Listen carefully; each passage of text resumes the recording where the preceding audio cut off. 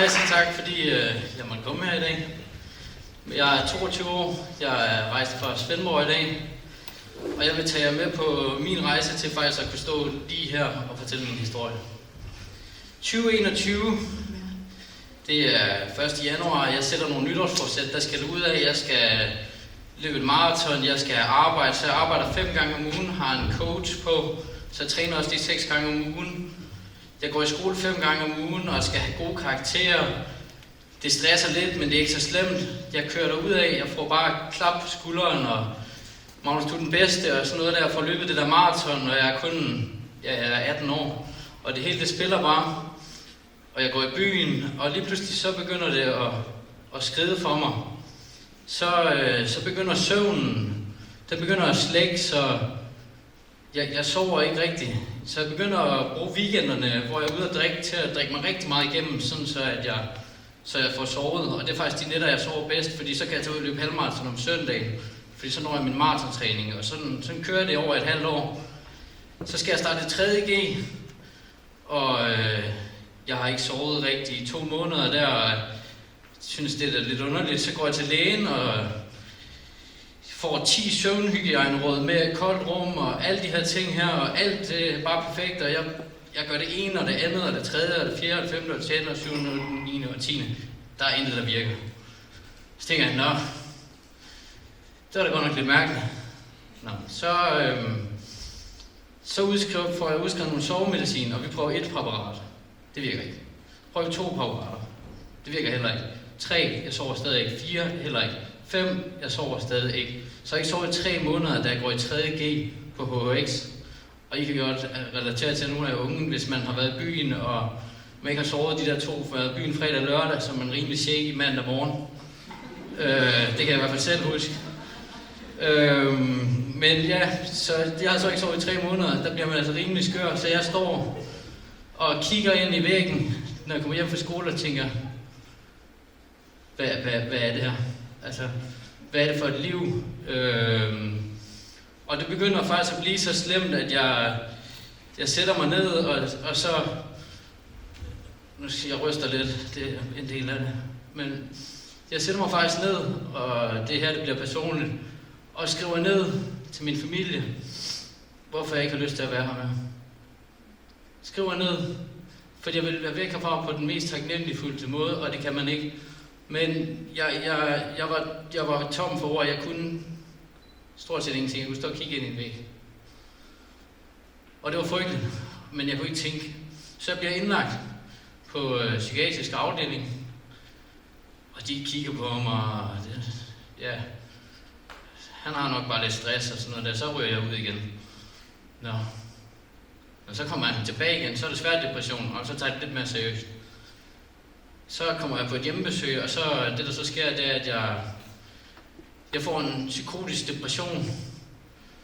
Og det håber jeg aldrig nogen af jer, at I kommer til at prøve. Det håber jeg ikke, I kommer til. Fordi det er det mest skræmmende. Men, jeg kan ikke sige mand, jeg siger jeg, kommer ind på psykiatrisk afdeling. De lægger mig i sygehustøj, jeg har den her psykose her. Og det der så sker, det er, at jeg kommer ind på det her værelse her. Det er lukket afdeling, børn og unge syg. Og jeg tænker kun én ting. Jeg skal hjem til min familie. Så det jeg gør, jeg går ud, så ser vores sygeplejerske, hun er.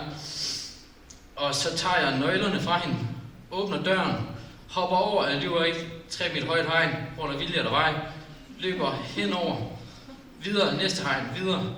Så lige pludselig så kan jeg høre, dum, dum, dum, dum, dum, dum, dum. Det er en helikopter, så tror jeg med i GTA. Så går der fuld GTA-mode i den. Og så der er en grøn bil derovre, grøn det håbes farve, så prøver vi lige. Det virker ikke. Når man vejer 69 kilo, så er det lidt svært at være indlagt i lang tid. Så den fik jeg ikke op. Men så løber jeg videre ud til det her lyskryds her. Og vi siger, drenge, I ved godt, det der med GTA, det fedeste det er, så stopper man bilen. Og så løber man hen.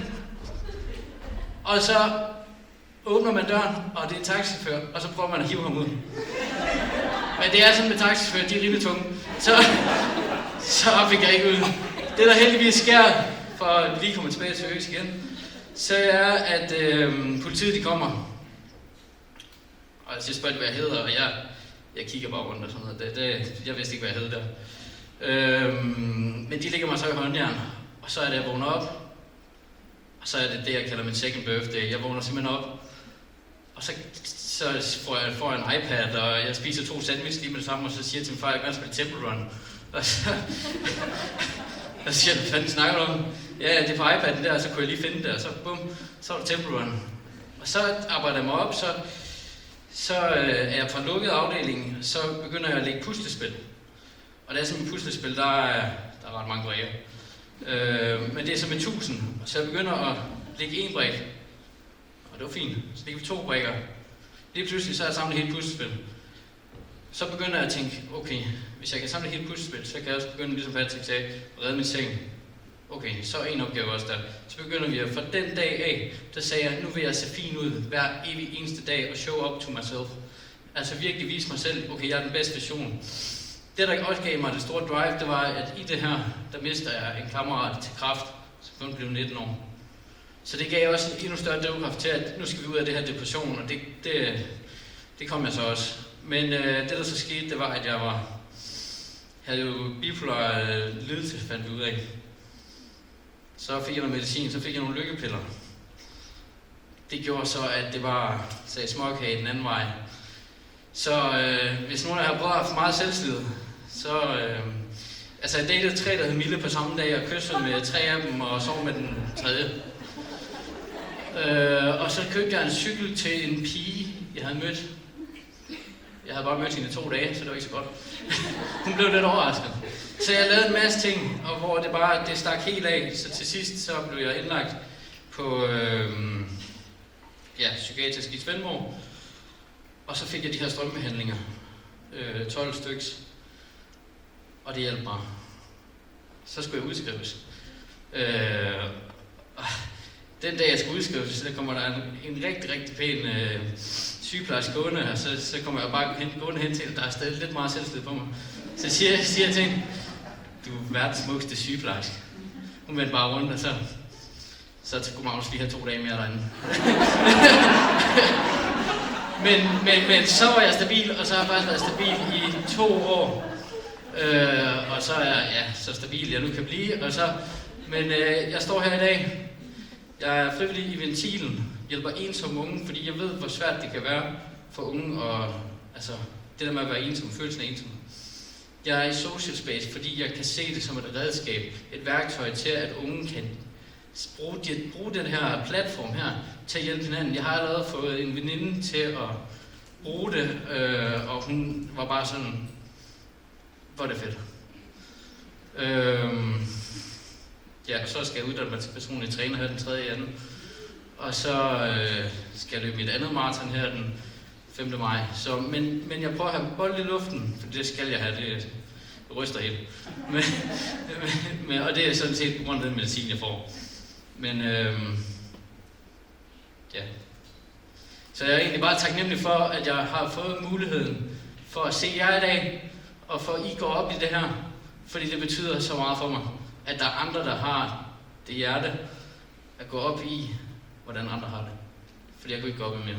Udover hvordan man også lige husker sig selv, det med det der med iltmasken i flyet, altså. Det var det hele.